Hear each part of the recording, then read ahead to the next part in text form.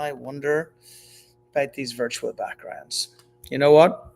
I wonder so much that today I'm going to come in naked as I came into the world. Okay, great to see you all.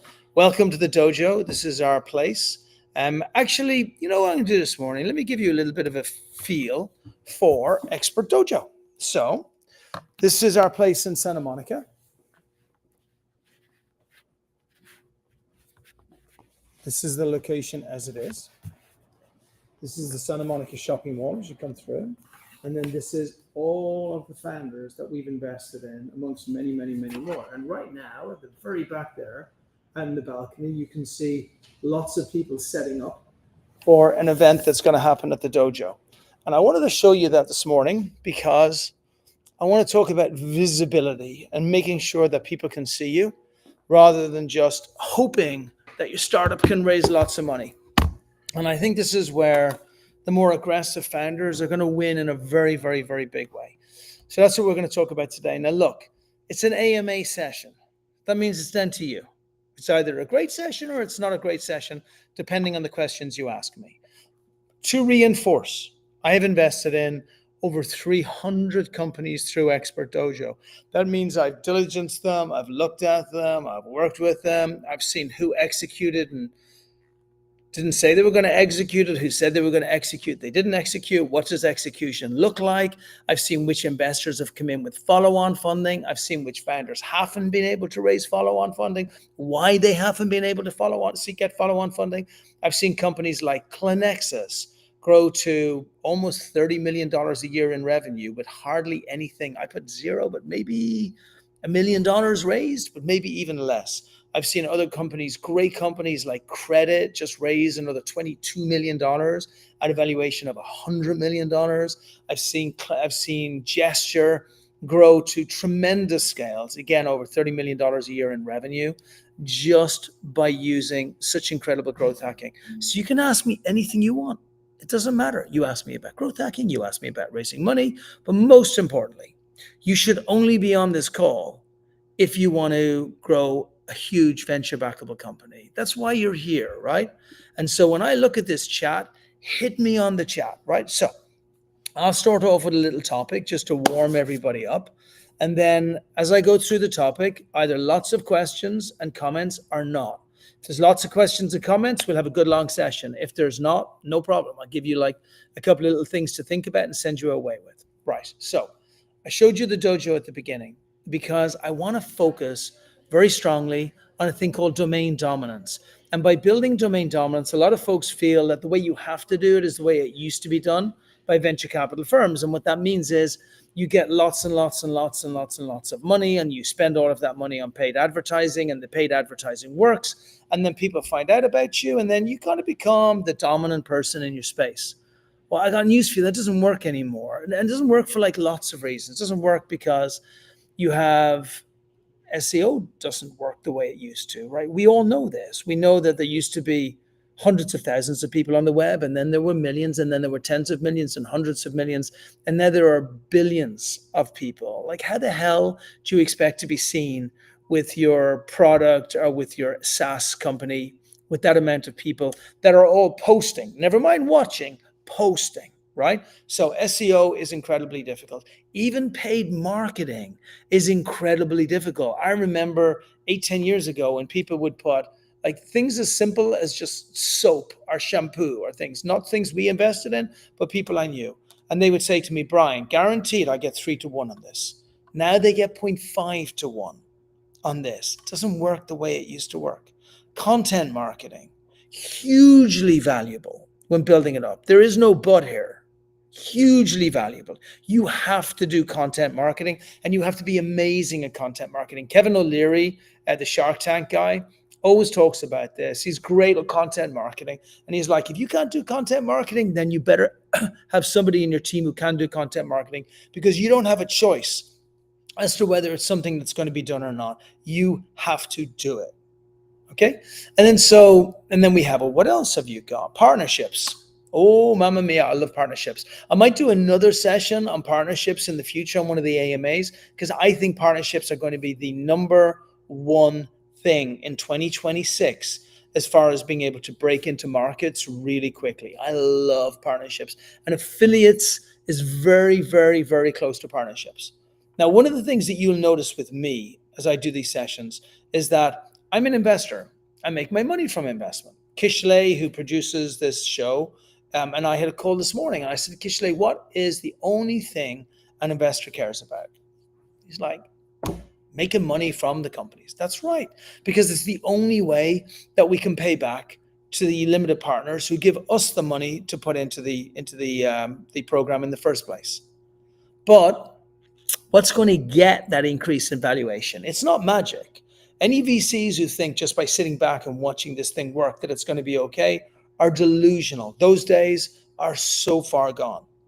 These days, everything is about being able to drive the narrative, build the growth, get to the 200% metrics, growth metrics that VCs are looking for on a year-on-year basis so that you can show that you're one of the skyrockets. That's it. Nothing else. It's literally that simple. And so you're here because you care about that. I talk only about growth because I care about that. I know that if you hit the growth metrics, you're going to crush everything else. It's like it's 100% guarantee you are going to absolutely crush. But you got to get the growth right first, because even if you do raise the money, you're just going to be one of many, many, many people who raised $1 million, $500,000, $2 million, but you didn't raise your A round. The A round is the goal of everything. And an A round these days is somewhere between $5 and $10 million a year in annual revenue. That is a big stretch from where it used to be before.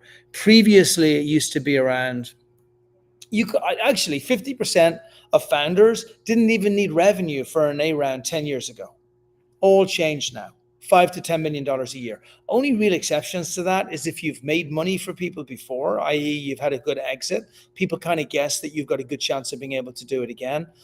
Or if you're a high flyer, you came out of a special bank, you're with special people, you're a special person, everybody likes you. Like, you got to be in a different echelon than the normal people that are building up startups. But for normal people who I'm speaking to here, 5 to 10 million. Now, you want to get your Series A within a 2 to a 3 year period. That's the goal. It's not mandatory. Airbnb took how long to get into Y Combinator? 6 years? That's okay. But the problem with that is most founders get tired before they reach that stage. So if you're going to wait to get to 5 or 6 years, very, very, very difficult. So it's about growth, growth, growth, growth, growth. So let me rewind it back to where I started with. Right now, this week is Tech Week. Tech Week in LA will be about 1,000 events in LA. Here at Expert Dojo, I think we have about 14 events. On Monday alone, we have 3 events. And then on Tuesday, there'll be 300-400 people here. Wednesday, 300-400 people. Thursday, God knows how many, probably way more than that. And then Friday, a ton of people as well. And Saturday, there's more happening again. So why do I do it these days? Well, actually not for much of a reason other than to support. But why did I do it at the beginning? Because I wanted to be the dominant venture capitalist in Southern California. I wanted everybody to know Expert Dojo. And could we invest? Of course, we did invest, but so did everybody else. There's thousands of VCs who invested. I wanted them to know us and only us. So I took this space on top of the Santa Monica Mall. I got a fantastic price because the malls were in trouble, but I was 2 blocks from the beach in the prime real estate in Santa Monica. Domain dominance. You have to get to domain authority, you've got to have domain aggression. That gets to domain authority because also I was speaking on all of the circuits. I was at all of the conferences. My talk, not everybody else's talk. I didn't get up there and talk about how great VCs are and where we are. I got up there and talked about what needed to happen for startup to be able to break through and win. My talk. And so that's what domain aggression, domain authority, domain domination. That's how you build that thing up. Now here, one of our companies, Exo, Bezos Money, great company, they have an African event on this morning. How difficult is it for them to do this? It's actually quite difficult. It's like doing content in the morning. Like, it's actually quite difficult because you have to allow for it, you have to build for it, you have to make it happen, but you don't have a choice. You have to build your domain dominance. That means putting yourself out there. I believe in person is more important today than it was 5-10 years ago. I think COVID has us thinking that being online is everything, but actually being an authority in purpose is even in person is even more important.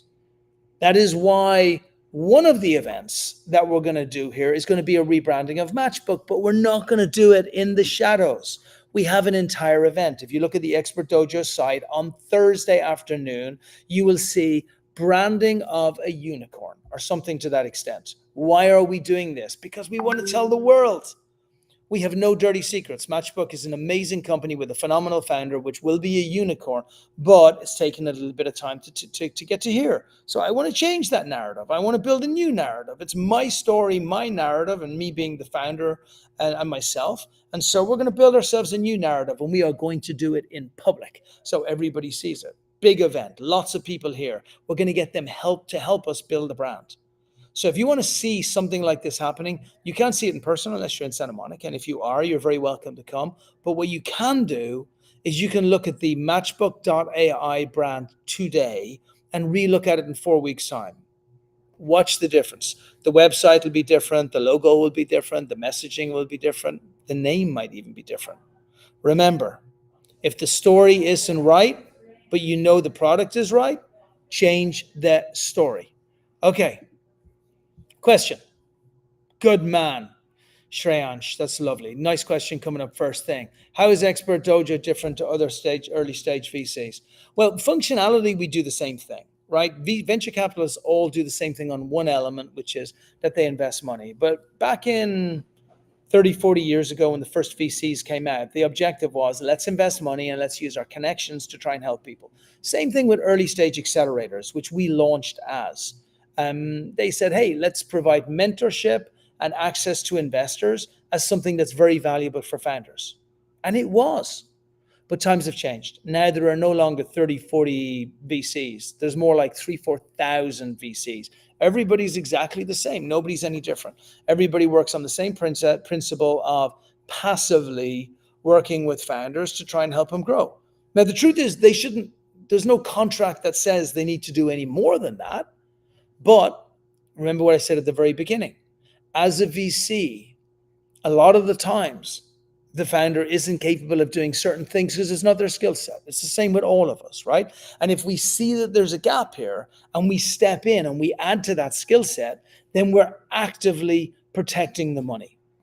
And so we started as an accelerator at the very beginning. The objective was, okay, let's choose our place, first of all, in the VC chain. Is it a Series D VC, a Series C, a Series A, a Series B?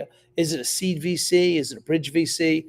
Or pre-seed? No, it's an accelerator. We want to get the founders at their very early stage, just when they're starting or when they're beginning to get traction. So that was like our position on the totem pole. Why do we do that? Because we believe we can impact founders more and because the price is the best, right? We know we can get best upside, but the risk is also the highest.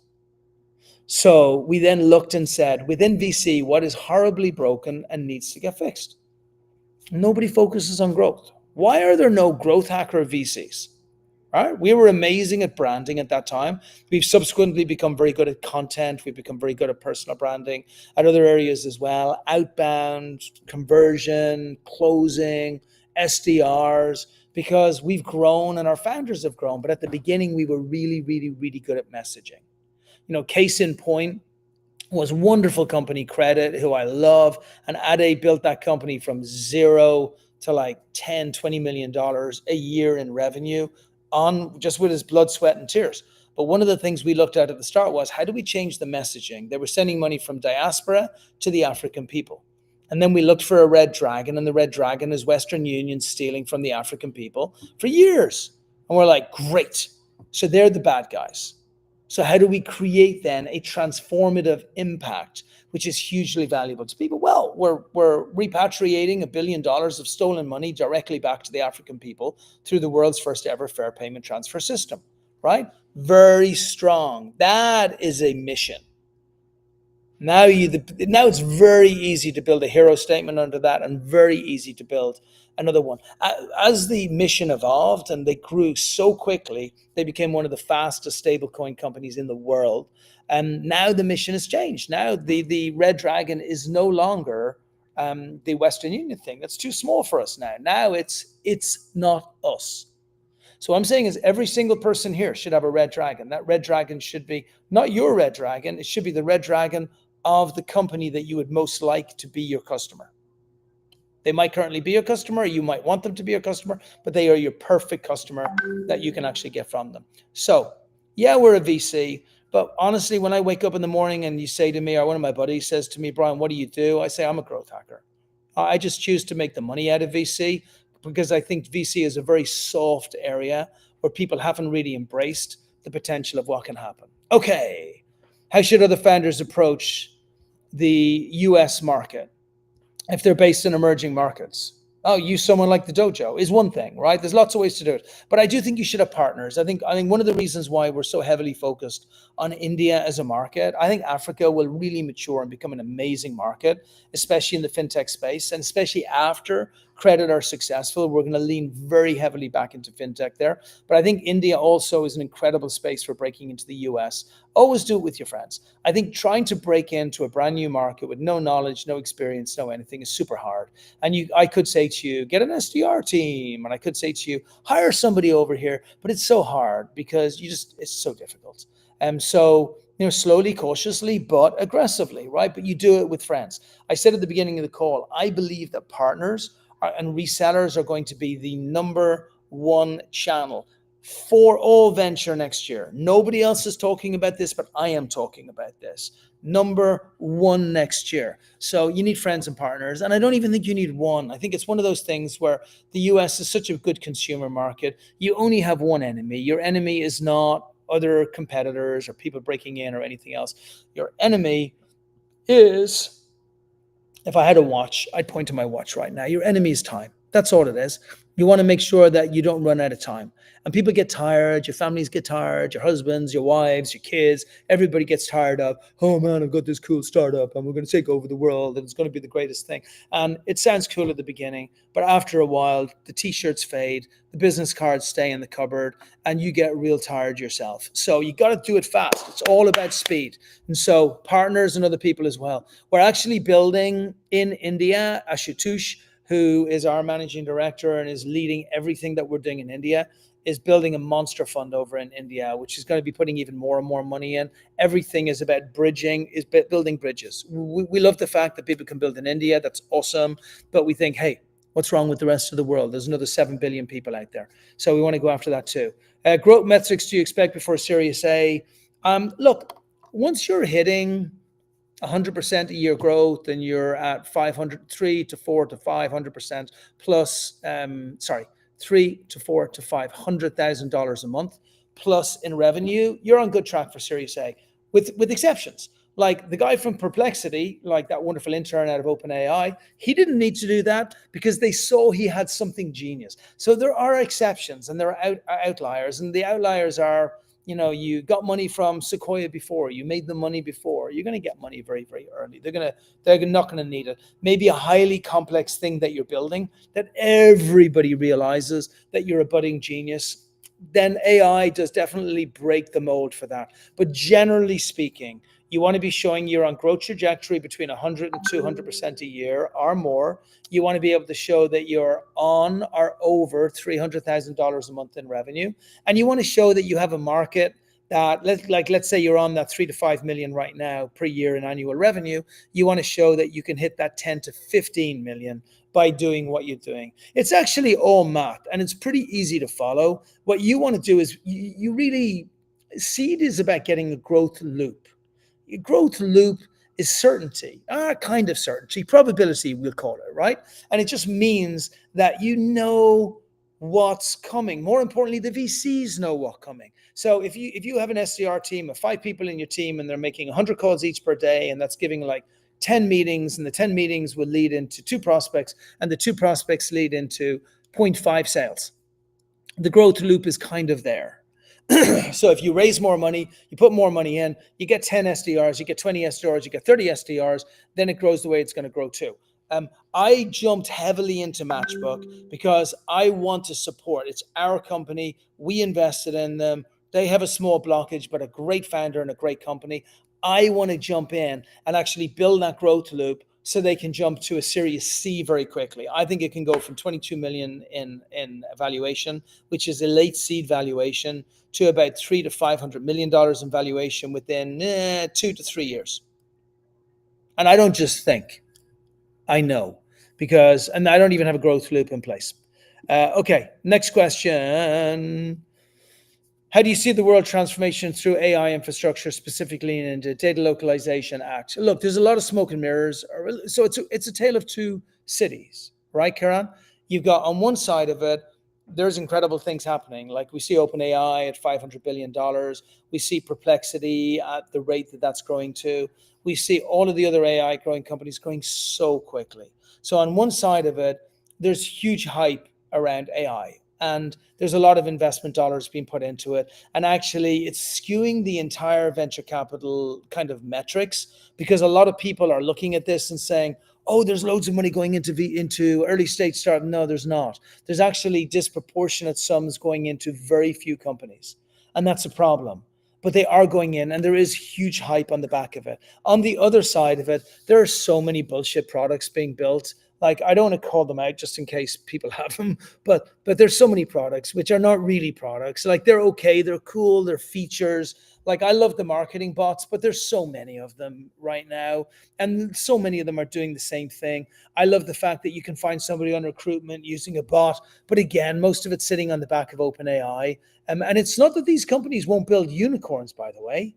It just means that what they're building, they're more efficient at. So if they were going to build a unicorn, they're just going to build one maybe a little bit quicker. But if they weren't going to build one, it just means they're going to die a little bit quicker as well.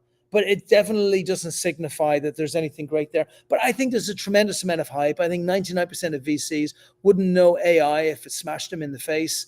And if you're a really smart startup, you can do that. I think India have got like a guy, like we're very, very, very heavily all in on India, because there's 23,000 geniuses coming out of IIT every year. Like, what's not to be heavy on? And there's an amazing infrastructure being built in so many places. Like in Hyderabad, it's crazy the public-private partnerships that are being built down there. I haven't seen buildings of that aggression. I don't even want to say magnitude, because I've seen big buildings before.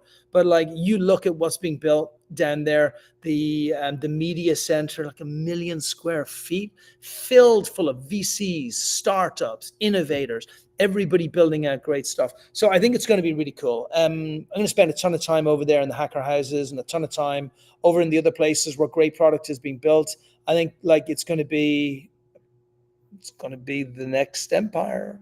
It's my feeling. Don't get upset if you're from anywhere else. It's coming. Ain't going to stop it. You might as well lean in. I do think like one of my biggest peeves about what's happening in the US right now is I think it's so crazy. I think Modi is like one of the smartest guys in the world. And I'm not sure we've done the right thing. I'm trying to be so nice because it's recorded, but I'm not sure we've done quite the right thing. Actually, I'm even going to say we. I would never, ever, I would have given every single Indian who had come through IIT a golden visa, so you can come over and continue to do what's been happening inside the organizations. The US desperately needs Indian technologists to come and supplement and build. Forget supplement. It already surpassed what had happened in the US. I think there's something like 25% of all technology positions are held by Indians right now. And I might even be undercalling that. So yeah, I think India is going to absolutely dominate and win on that whole thing. Okay, Brian, can you list a few legal startup ideas, the problems you face in your day-to-day life, where you would love to put your money? Okay, problems I face in my day-to-day life. Other than wanting more unicorns, I'd love more unicorns. Look, legal startup ideas. There's a lot of buzz around automating everything in legal, right? The only challenge with automating everything in legal is that most people in legal are super old, right? Everybody in legal is kind of waiting to die. So there are young people coming in, yes, but there are so many tailwinds that are actually, there are so many like winds coming at you from older people who'll just never be able to embrace this technology. So will it come through? Yes. Should so many, like, I don't even know where to start with legal. There's like so many things that could be improved, changed. Actually, our first exit was a legal startup. But part of the reason why it wasn't a monster exit is because everybody is so old and old fashioned, and that really affects the space. So companies will break through. There will be really good companies. Will they be companies that are making documents easier to find, read through using AI to tell us what they mean? Maybe, but like LegalZoom are already like heavily doubling down, as are all of the older companies that like came in the tech space before. I don't know. I genuinely don't know. I think what happens is this, and this is like with the problems with the everyday life that goes with it, is we're going through massive change right now. And the thing with massive change is the opportunity is not in the AI itself, and it's not even really in the change. It's in the areas that get disrupted. So we have about, I think in the companies we have around 300 companies that we invested in, probably 250 by the time everything was said and done. Of those, like 200 of them are still alive and kicking. And we have 10 stone cold killers and 20 more that are coming hard behind them. And there's probably 20 more in there that you won't know where they come from. And so we decided to double down on the private equity side in Expert Dojo to make sure that we were like so well positioned on making sure that no company that's a great company can fall behind. And so we jumped in on Matchbook. Now, why do we jump in on Matchbook? Because they do data accuracy and data integrity. And you hear me talking a lot about Matchbook on these calls. Why is data integrity and data accuracy important? Because it's going to be the first casualty of AI, right? Give you a case in point. The data publishers are people like Dun & Bradstreet, are Moody's, Experian, all those types of guys. And what they do is Zoom Info or more. Apollo is another one, lots of them, right? And so what they do is, if I need a data source, so I might say, I would like to get all doctors in the United States whose names begin with A, and they will give me a list. But what's happened with these lists is that the data points have increased. And with AI, they are going to increase on a level that we can't even measure.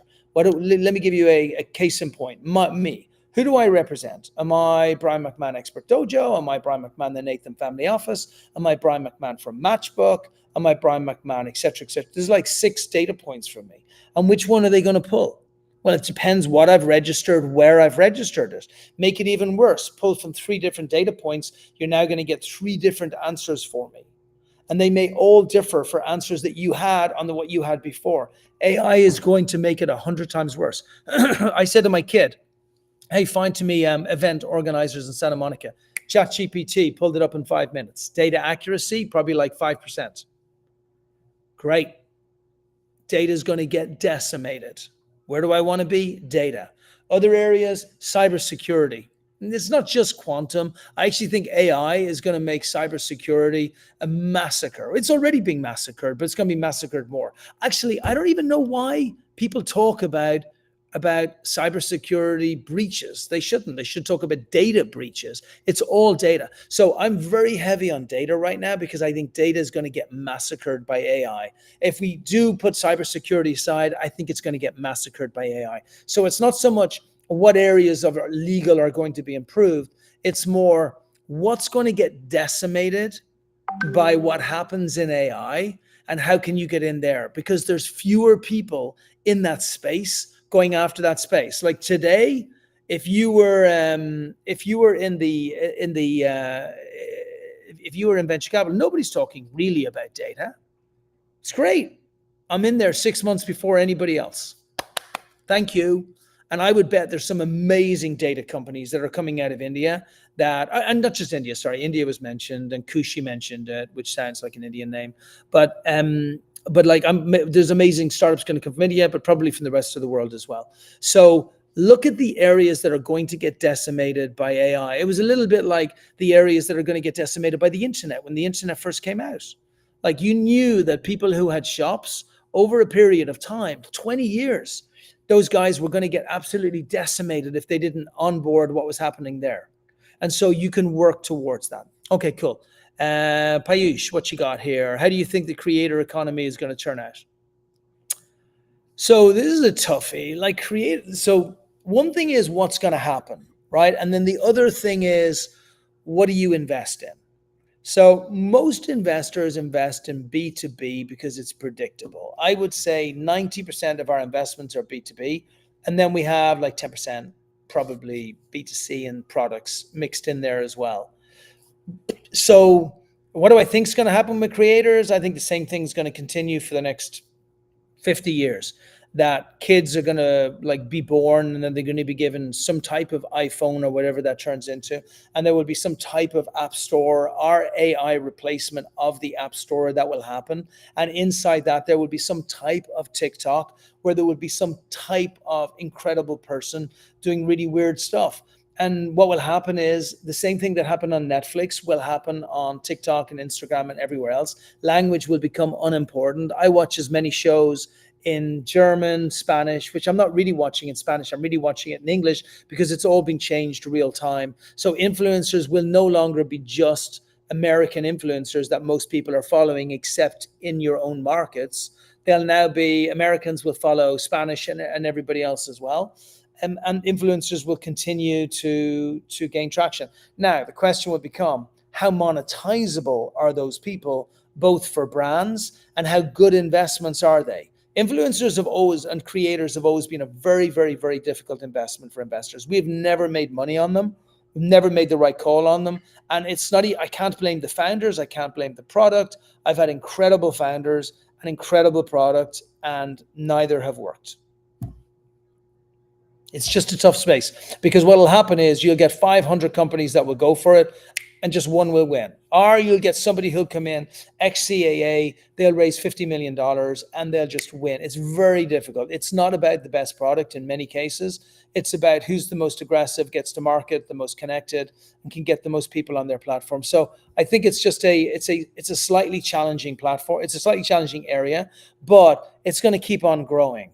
And a huge strategy for me is still to get our founders to align with celebrities. Look, on the Tech Week, we have one huge event on Thursday, which is all about celebrities. So we're going to keep pushing on that to make sure that we keep that going.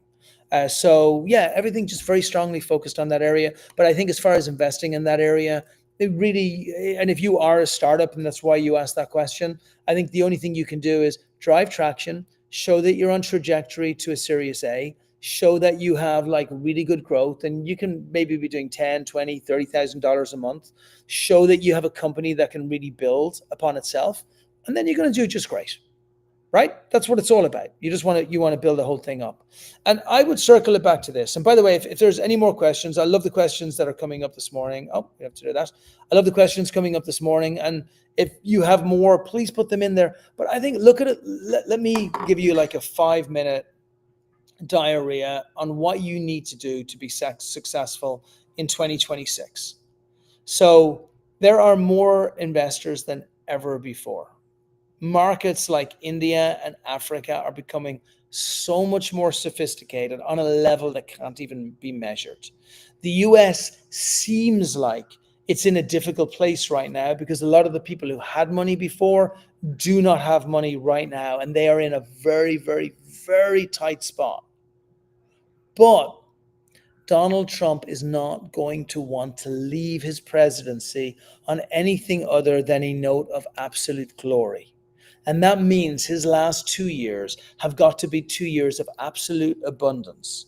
So in the US, even though things are tough now and things are tight, you can expect interest rates to drop and you can expect the IPO market to start picking up because he'll do whatever he needs to make sure that stuff happens. If you said to me, fast forward 3 years in the future, he fired the Fed and took it under his own command, it wouldn't surprise me.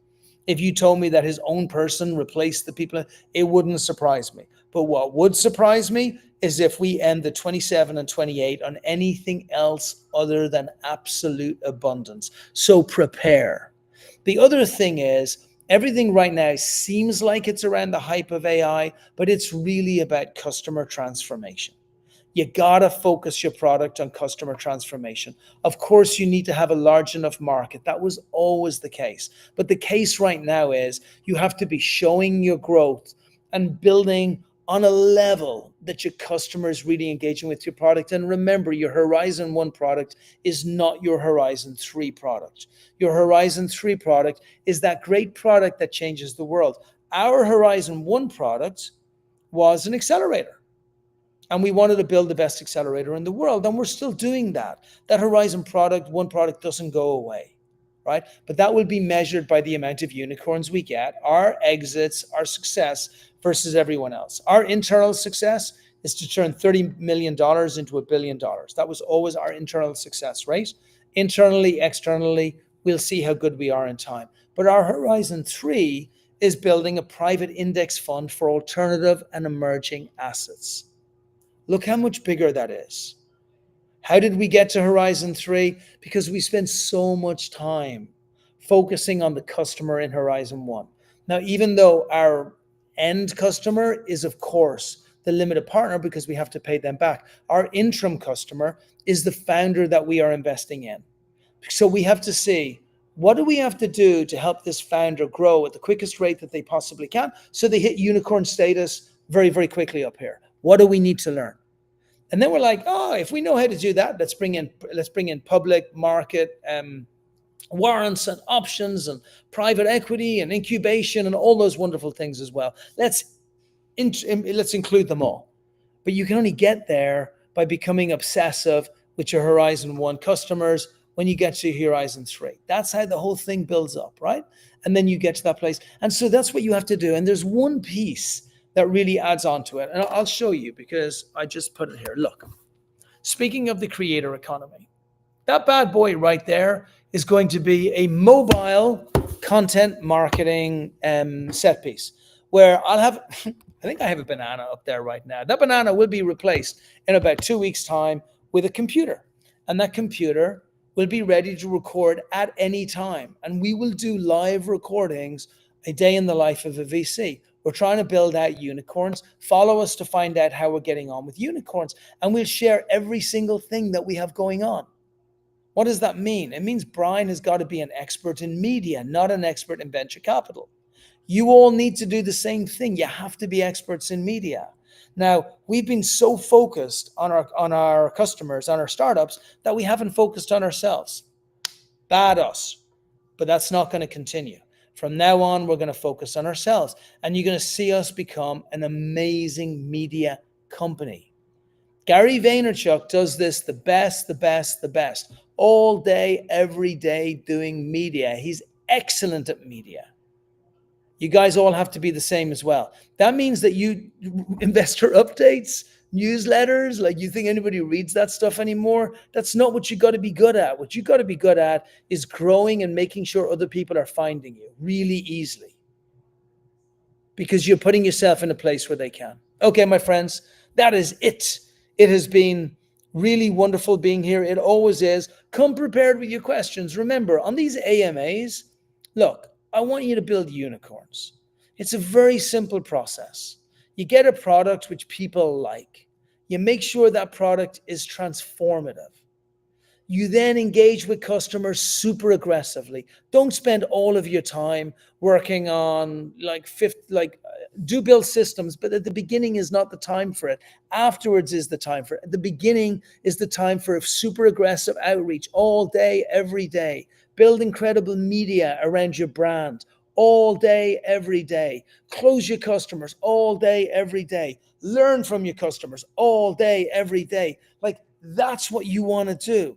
That's what your game is. Grow at 100 to 200%. Share with everybody how you're growing at 100 to 200%. Let every investor know that you're the hottest boy or girl in town and that they need to put money in you because you're going to grow to a Series A and beyond. And then make sure you're seen everywhere. Speak at places, be at places, become friends with the biggest advisors in the country. Rise yourself up as far as the tier influence around you and the people that you are around. That's what you got to do. That's how you got to build unicorns, okay? I'll be back next week. You follow us on LinkedIn. You can see everything that's happening. Start following us on X. Kishley, put in our expert underscore dojo in here so people can start following, because what we're going to start doing is I want to lead by example here. And I want to make sure that like every single thing that we're doing is actually being is being amplified out to everybody. So, and it's because I want you guys to do exactly the same thing. So follow what we do on X. From next week, you'll start to see that we're showcasing all of our founders. I want you to look at how many followers that Kishley has there. Is Kishley still there? Hopefully I haven't lost him. I want you to see how many founders that we have that are coming through. And I want you to see what's happening with the founders and why they're growing. He's going to be sharing every week. Okay, I think Kishley's asleep, but expert underscore dojo is our X handle. All of them we have going on there. Follow us there. And if you like what I do on these sessions here, repost, because you're not reposting us. You're actually, I don't see it, Kishley. Did you put it on? I don't see it on the screen. If you put it on the screen. But like, so like you're following, you're then supporting our founders. You support our founders and I will support you.